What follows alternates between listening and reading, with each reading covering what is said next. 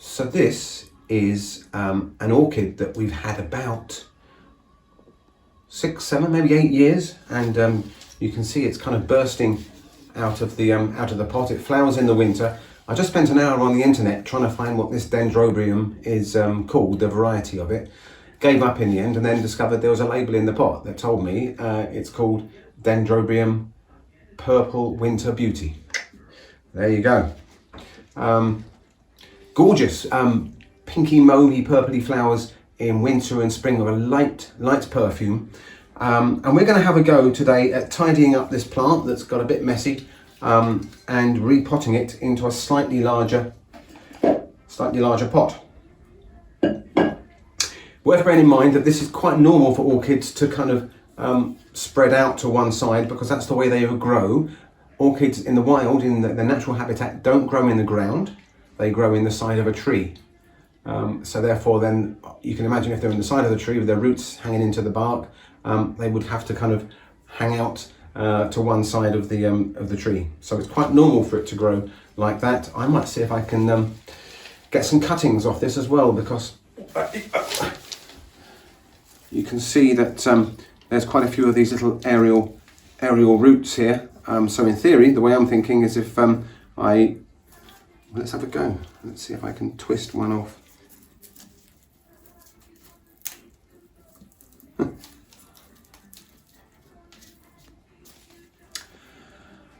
A plant. That's all there is to it. We've got a baby plant. So I'm thinking if I pop this into a larger pot, I can stick a couple of these around the back of it or something and see if we can get a bushier plant. So, well, that was step one, done quite easily. So what we've got to do now is let's get this old pot. We're using the Daily Mail here. You don't have to use that, but I quite like the idea of I'm using a bit of Piers Brosnan. No, who is it? Morgan. Piers Morgan.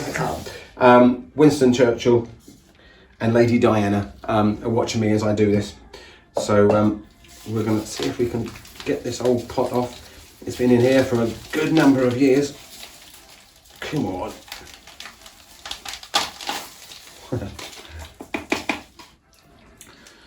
Yeah, so definitely it was full of root. We'll keep that label so I haven't got to go looking on the internet again.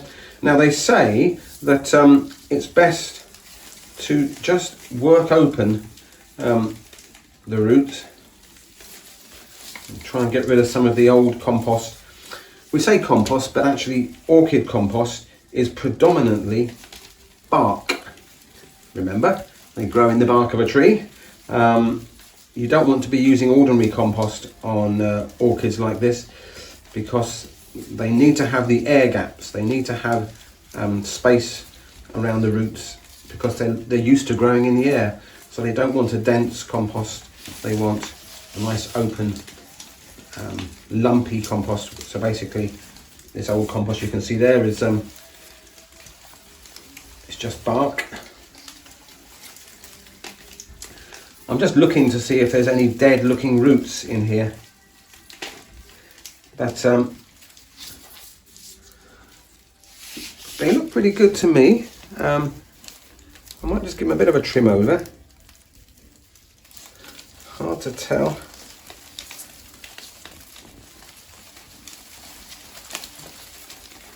You could, of course, divide this plant up. It's probably quite easy to split this. No, I reckon there are some dead roots in here, so I'm just going to... This is becoming a little bit more of a job than I originally imagined. So I'm thinking that some of these roots are kind of whiter than others, and I'm guessing that some of these that have turned brown, yeah, they feel kind of dry. Those are probably dead roots. So we're going to get shot of a load of them. We'll try and leave the fresher, whiter roots there. And I guess what we're going to be doing is using these new roots here as we repot this, and they'll become the kind of the life support for the plant. So we need to work a bit more on these old, dry, dead roots here. Okay, so I've worked through the roots, and you can see that we've still got some live roots there, and there's lots of live roots there.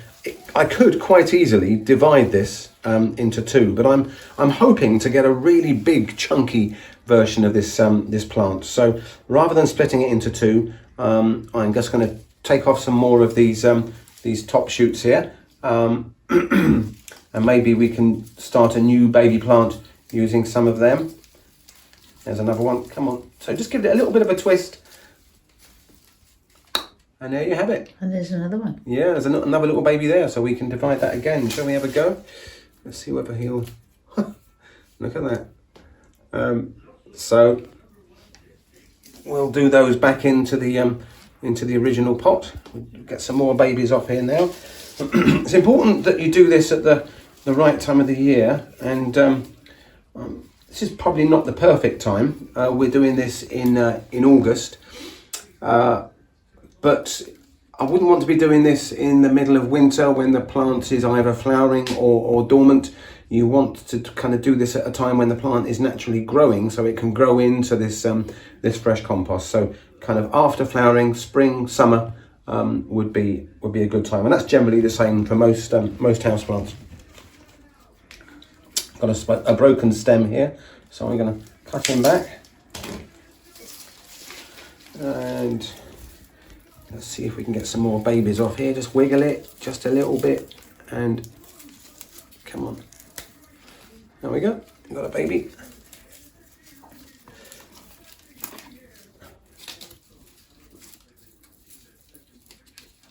There's another baby. It's a big baby. That's a big baby. That could go in with the plant. Yeah. It's big. Another long one there. Let's see if he'll come off.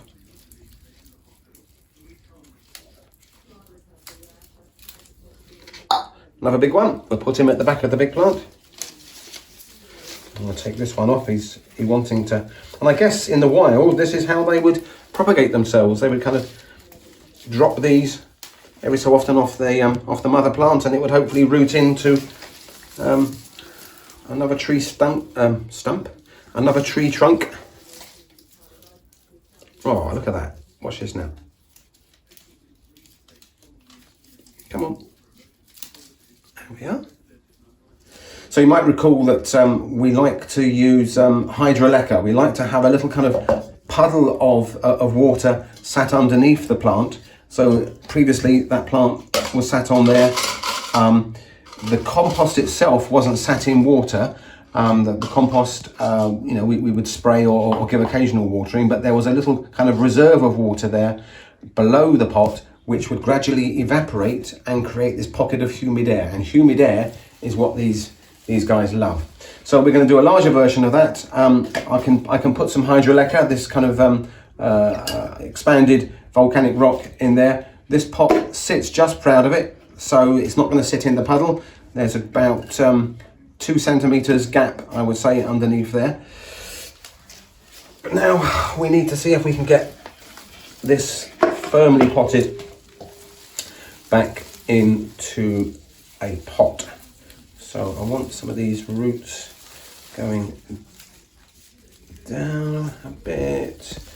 Okay.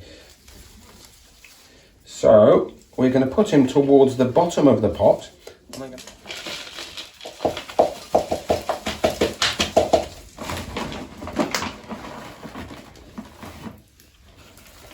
Roger. Those bigger ones as well.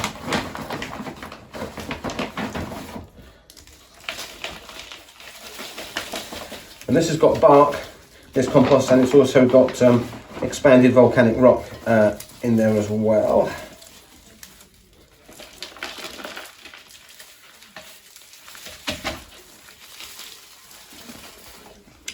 Okay, and then these guys, I'm gonna drop them in at the back here.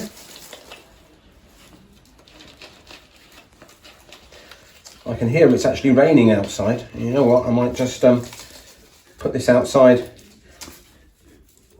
for a bit of summer rain. Our winter rain would not be good for this, too cold. But this time of the year, temperature is in the top teens. So it's not quite rainforest temperature that these guys would be used to in the wild, but some warm, wet stuff is what these guys enjoy. The important thing is that we don't overwater this this orchid. So now that I can see that this has got quite a bit of fine material in there, I'll be just a little bit careful not to give it too much water. Misting over the leaves is good. Do you know, I think with an orchid, half the purpose of the compost is to weight it down, stop it falling over, and that was the problem that we had previously with this orchid in the other pot. It kept on flopping over. So there we go. That's repotted. And now we've got these babies that I'm just going to bunch together in there, like that. Comme cela, they say in France.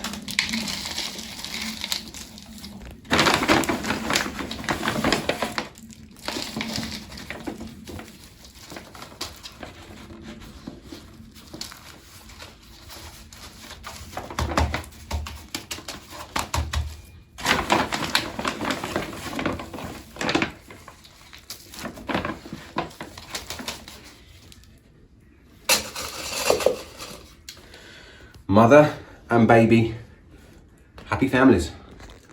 We'll let you know how we get on.